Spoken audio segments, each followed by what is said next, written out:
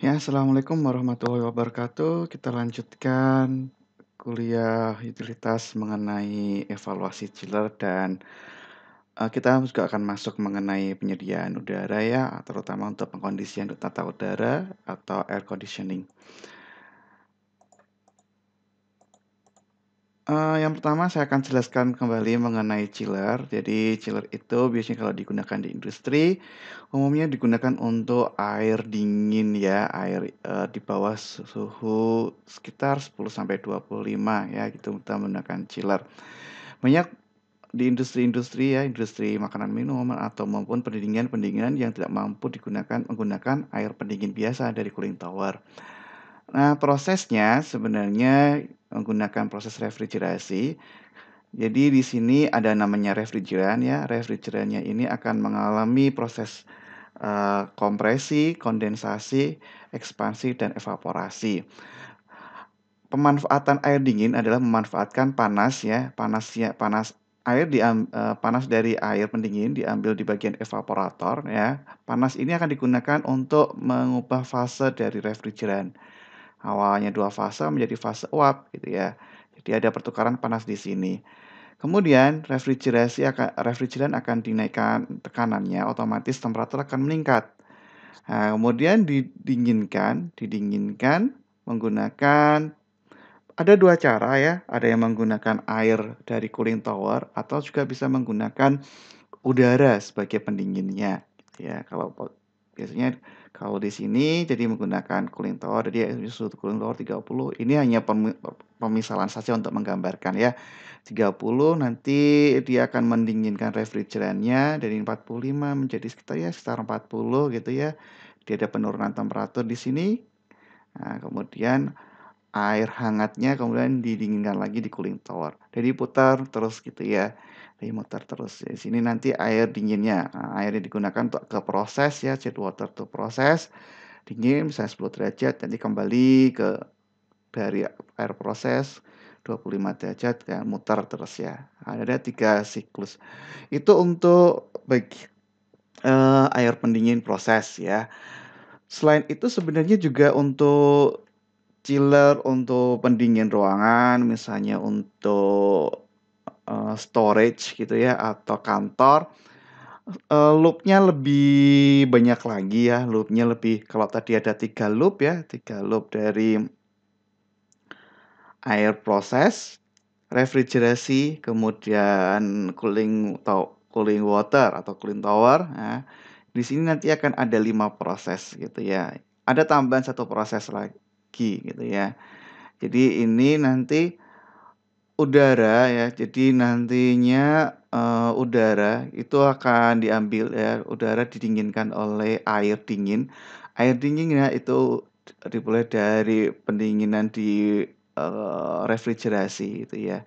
Kemudian ini cuman hanya tambahan satu proses saja ya sebenarnya.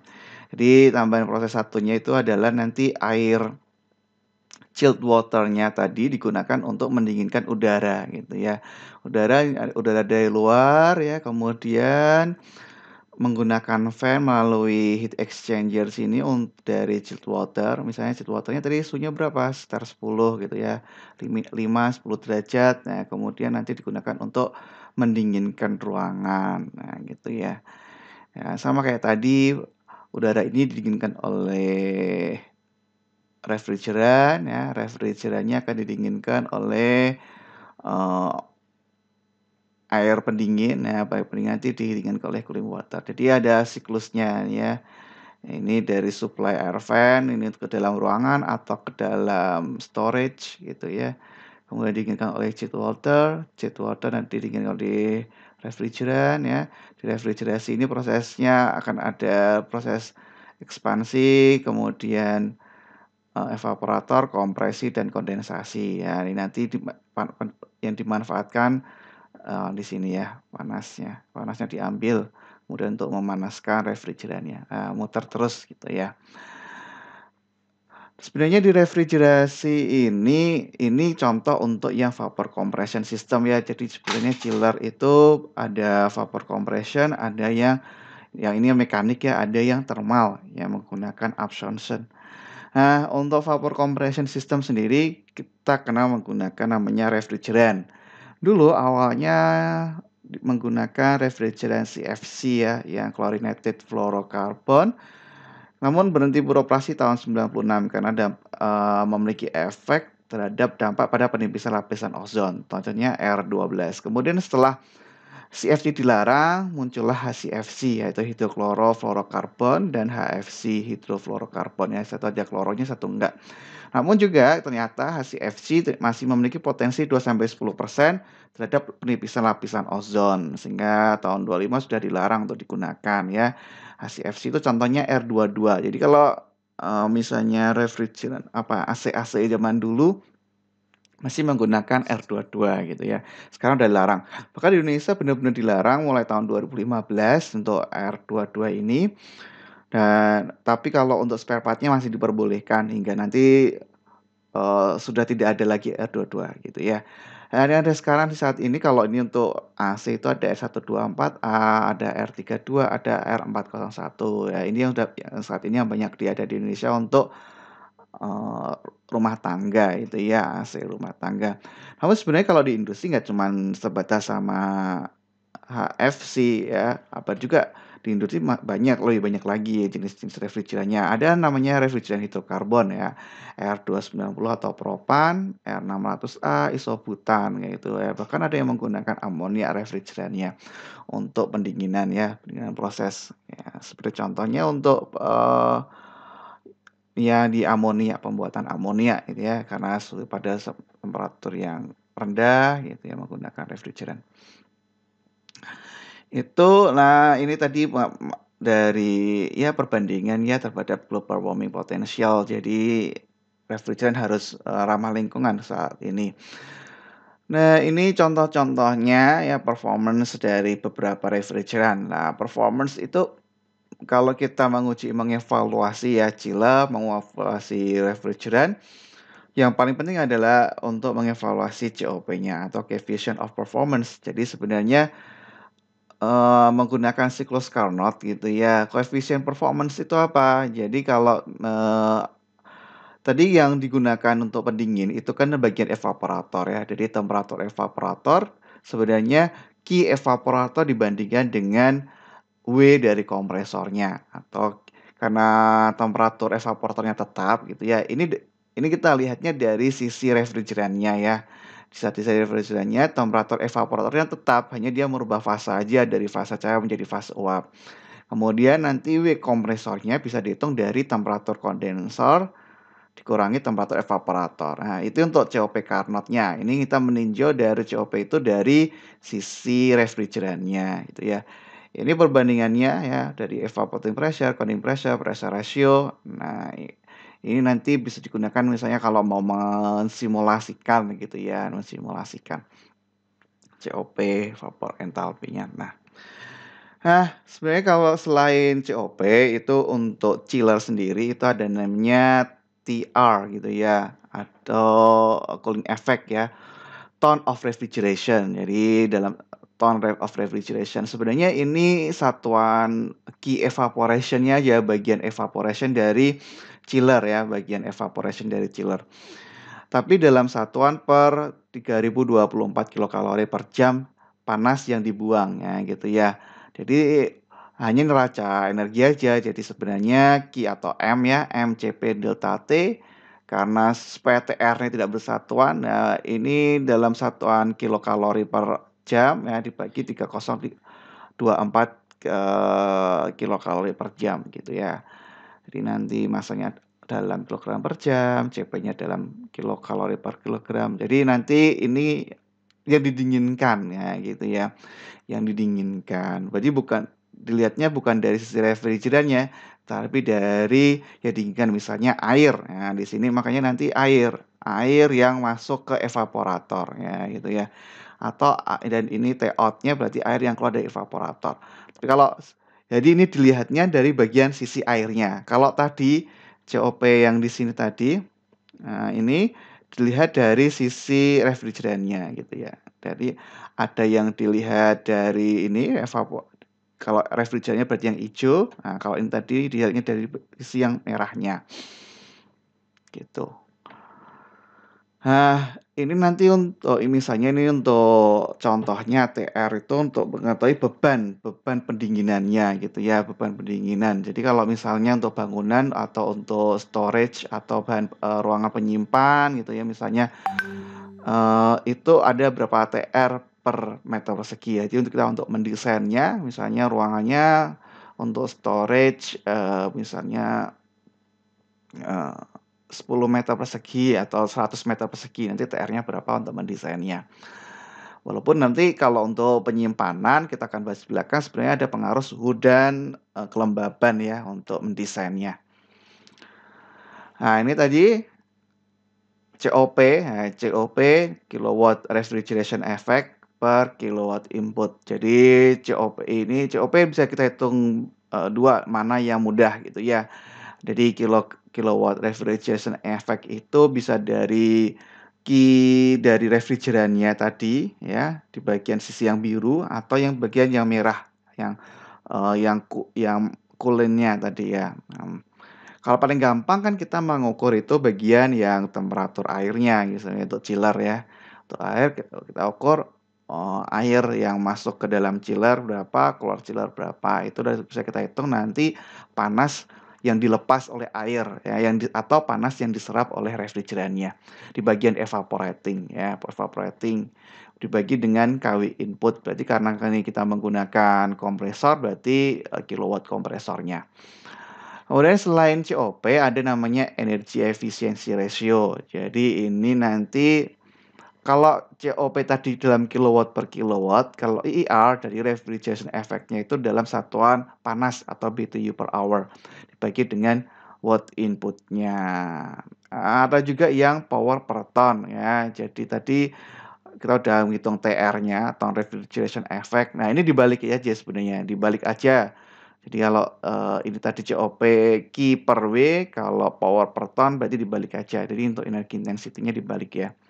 Jadi nanti ini W per Q-nya. Nah, ini untuk konversi-konversinya ya. Konversi-konversinya misalnya untuk COP itu berapa IR gitu ya, atau berapa kilowatt per ton. Nah, itu ya, ini adalah konversinya. Bahkan di Indonesia sebenarnya sudah ada SNI-nya ya untuk mesin refrigerasi. Jadi untuk split, berarti split itu yang rumah tangga gitu ya.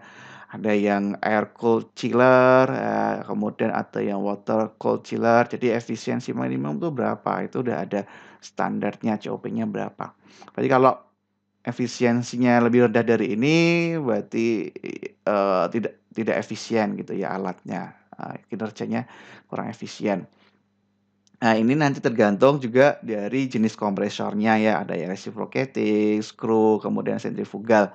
Tergantung dari nanti, TR-nya berapa, ya gitu ya. Ada water cooled chiller untuk lebih dari 3.000 TR, nah menggunakan sentrifugal, COP-nya tinggi gitu ya, otomatis COP-nya tinggi. Ini pendinginnya, pendingin di chiller-nya itu menggunakan air atau menggunakan udara gitu ya. Contoh ya, ini contoh sebuah industri makanan menggunakan unit pendingin, etilen glikol digunakan sebagai refrigeran kedua. Jadi refrigeran pertama misalnya tadi yang R22, R401, R32 itu refrigeran pertama. Refrigeran kedua berarti kalau tadi, chilled water lah, ini dia menggunakan etilen glikol gitu ya. Kapasitas desain chiller itu 40 TR. Nah, dari hasil pengukuran pada tabel sekian ini ya. Jadi suhu masuk, etilen glikol dimasuk evaporator itu -1 derajat Celcius, keluar evaporator -4 derajat Celcius. Laju etilen glikol sekian, pressure drop-nya sekian, power input kompresor 39,5 kW gitu ya, kapasitas panas etilen glikol 32,34. Nah, coba tentukan TR, terus kemudian kilowatt per ton ratingnya, COP dan IER-nya. Nah ini cukup mudah ya, jadi nanti tinggal menghitung net refrigeration capacity atau TR-nya tadi tinggal MCP delta T ya, MCP delta T dibagi dengan, ini kan satuannya di kilokalori per hour ya, dibagi 3024 kilokalori per hour-nya gitu ya. Nah itu untuk satuan TR itu per 3024, kilowatt hour ya, dapat 30,65. Kemudian kilowatt per ton ratingnya berarti power kompresor dibagi dengan net refrigeration capacity ya. Jadi tadi dibagi INTR-nya udah ada, kemudian power kompresor 39,5 kW dibagi 30 dari 1,29. Nah, COP-nya dari Q per W atau juga sebenarnya banyak cara ya, dari menggunakan kilowatt per rating juga bisa. Ya, ini Q plus W, tapi nanti diubah satuannya adalah bentuk KW gitu ya. Karena tadi kan satuannya ini kilokalori per hour ya, terus kalikan 0,00116 kilowatt per kilokalori per hour dibandingkan dengan W kompresornya, dapat 0,227. Kemudian bisa kita hitung energi efisiensi rasionya gitu ya, di 3,143. Jadi ini dalam satuan BTU. Jadi misalnya kalau di sini dalam satuan BTU juga bisa gitu ya, satuan BTU per kompresornya. Nah, itu dari sini sebenarnya kita bisa cek dari standar di Indonesia apakah ini efisien atau enggak ya, perkiraan saja ya, kurang dari 40 TR ya gitu ya, sebenarnya bukan water cooled ya tadi ya, ya anggap aja water cooled gitu ya. Water cooled, jadi ini pendinginnya menggunakan air gitu ya, didinginkan oleh air, ya berarti di sini ya, sekitar di sini ya. Ya, ya sekitar di sini ya, masih kurang sedikit ya, efisiensi. Nah, itu tadi untuk yang chiller. Sekarang kita masuk ke pengkondisian udara. Nah, kalau tadi chiller, jadi ya kalau chiller tuh biasanya BTU-nya besar gitu ya. Kalau pengkondisian udara biasanya lebih kecil. Nah, ini COP-nya ya dan IIR-nya. Jadi ada evaluasinya kalau COP-nya antara 3 sampai 4 itu yang bagus. Pokoknya lebih dari 3 itu bagus, kalau kurang dari 3 itu kurang bagus gitu ya. Ini biasanya menggunakan yang CFC ya masih, CFC ya refrigerant-nya gitu ya, yang masih lama-lama. Kalau yang baru-baru yang di sini ada non CFC dan menggunakan aplikasi inverter. Kalau inverter itu jadi dia menggunakan variable speed drive. Jadi ada untuk mengatur putaran dari kompresornya sehingga lebih hemat. Jadi ketika suhunya udah mencapai yang diinginkan, putaran kompresornya akan melambat. Tapi kalau suhunya masih, belum mencapai yang diinginkan, misalnya kita mau men-setting suhu ruangan 24 gitu ya, dari 30 ke 24. Ketika 30 sampai 24, kompresor akan memutar cepat gitu ya, kemudian ketika 24 dia akan melambat. Nah, bedanya itu ya, kalau inverter melambat, kemudian dia menghemat energi. Kalau non inverter, nanti dia mati, kemudian untuk, eee, start up lagi, naik lagi sangat kencang. Jadi itu nanti yang menyebabkan kalau non inverter itu lebih boros. Tuh, ah, kita masuk ke pengkondisian udara itu ada suhu dan kelembaban ya terutama. Ini terutama kalau di aplikasi di industri terutama untuk penyimpanan makanan ya karena, suhu dan udara itu suhu udara dan kelembapan akan mempengaruhi kualitas dari makanan ya. Misalnya kalau makanan yang apa namanya, ruangannya lembab, otomatis makanan akan cepat, berjamur ya gitu-gitu ya. Atau kalau terlalu kering nanti keriput. Nah, kalau misalnya untuk sayuran, nah sayuran dan buah itu harus kelembabannya tinggi supaya masih fresh. Tapi kalau yang makanan kering, ya itu harus yang kering, ya kalau lembab saya kue kering disimpan pada keadaan lembab, ya nanti semua menjamur, tidak awet, ya semacam itu. Salah satu contohnya untuk penyimpanan biji kopi misalnya ya, ini berdasarkan asosiasi kopi atau apa gitu ya, suhu penyimpanan yang bagus untuk biji kopi itu 20 sampai 25 derajat Celcius dan kelembapan 10 sampai 12%. Nah, misalnya kalau kita berada di Solo suhu 30, kemudian temperaturnya 30, kelembabannya 80 ya, kadang 80%. Nah, itu berarti kita harus mengkondisikan udara. Nah, ini dari Skomatic chart sebenarnya kita bisa mengetahui ya, kalau kemarin kita udah mempelajari di cooling tower itu adalah evaporative cooling ya gitu ya. Jadi evaporative cooling ya ke sana arahnya ya, arahnya ke sana. Jadi, didinginkan ya dengan menggunakan udara, sebagian air akan menguap. Nah, itu evaporative cooling.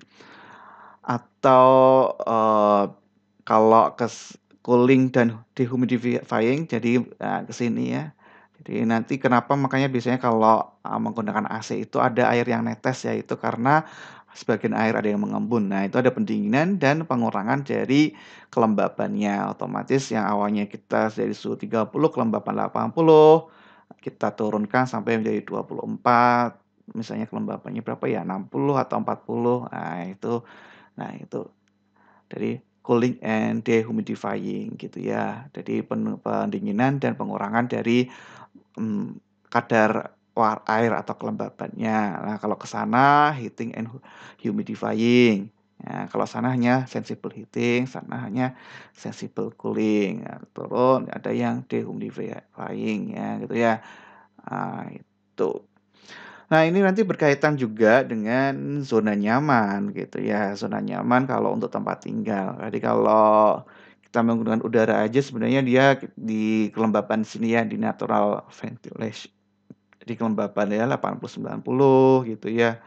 Ya kalau menggunakan kipas angin. Nah, kipas angin itu namanya natural ventilation atau, jendela yang dibuka itu natural ventilation. Nah, kalau daerah nyaman untuk tempat untuk tinggal kita itu sebenarnya berada di antara, ini ya, nih ya, antara 22 sampai 27, ada yang menyebut sampai 25, ada yang menyebut 22 sampai 27 ini zona nyaman dan kelembabannya itu adalah 40 sampai 60%. Jadi kalau misalnya dari 30 ya, 30 ke sini kelembaban 90% atau 80% gitu ya, dia 90% misalnya di sini, kemudian mau kita, turunkan berarti ke sini ya, berarti dia, cooling and dehumidification ya, comfort zone-nya nih ya untuk tempat tinggal atau kenyamanan ruang kerja.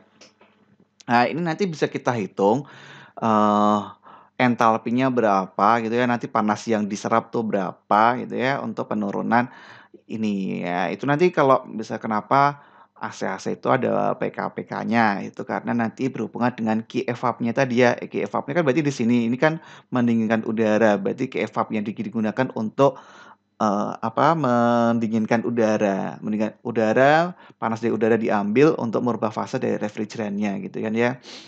Nah, itu tergantung dari besar ruangan juga, karena tadi pengaruh Qi evap itu selain perubahan temperatur dan kelembaban gitu ya, karena juga nanti pengaruh dari besar ruangan atau nanti mempengaruhi massa dari air, massa dari udara ya, massa dari udara yang mengalir, gitu ya. Jadi nanti akan ada perhitungan-perhitungannya sebelum makan BTU-nya berapa. Nah, sebenarnya kalau sudah dari banyak literatur nih ya, jadi untuk kebutuhan misalnya 8.000 BTU per hour dari tadi, itu nanti menggunakan AC yang setengah PK, kalau dari 9.000 BTU per hour 1 PK gitu ya. Ini agak berbeda sedikit kalau tadi di bagian chiller itu menggunakan TR ya, untuk kinerja evaporator penggunaan TR, kalau di AC biasanya kita menggunakannya dalam satuan BTU per hour untuk evaporator di sini gitu ya. Nah, nanti bisa di pi kompresornya dari VI kalikan cos Pi ya gitu ya, nanti bisa kita evaluasi juga COP-nya. Sebenarnya banyak referensi-referensi untuk menentukan kebutuhan AC sesuai dengan ruangan gitu ya. Misalnya untuk, rumah makan, minimarket, ada faktor-faktornya itu tergantung dari berapa orang yang keluar masuk kayak gitu ya. Nah, ini juga bisa nanti digunakan untuk menghitung, apa namanya itu, untuk storage gitu ya, untuk storage-nya. Kalau storage berarti kan besar TR. Ini kalau ini untuk hanya untuk ruang kantor saja, dari panjang, lebar, tinggi, dari faktor untuk ruangnya untuk apa, kemudian jumlah orangnya berapa, untuk orang anak-anak atau dewasa. Nah, ini bisa sebenarnya digunakan untuk menghitung, kebutuhan AC gitu ya, sesuai dengan ruangannya gitu ya. Atau cara simpelnya ada yang bilang 500 BTU per meter persegi, ya gitu ya. Kalau tadi jadi 500 BTU, kalau misalnya ruangannya 10 meter persegi berarti 5.000 BTU, 50 BTU cukup untuk setengah PK. Jadi misalnya untuk kamar tidur ya, kayak semacam itu. Nah, kalau tadi di industri pakainya TR ya, pakainya TR. Jadi untuk small office cabin ya karena ini pakai chiller ya, pakainya TR. Sebenarnya dikonversi juga bisa dari TR ke BTU sebenarnya juga bisa. Nah, Mungkin itu saja untuk pengkondisian udara ya. Kita lanjutkan besok untuk, penyediaan udara tekan di industri ya. Jadi ini sedikit masuk ke pengkondisian udara, tapi kebutuhan udara untuk misalnya storage gitu ya. Jadi untuk penyimpanan gitu ya, untuk ruang kerja kayak semacam itu. Nah, besok kita akan membahas penyediaan udara untuk, mmm udara tekan. Ya, demikian untuk kuliah kali ini. Wassalamualaikum warahmatullahi wabarakatuh.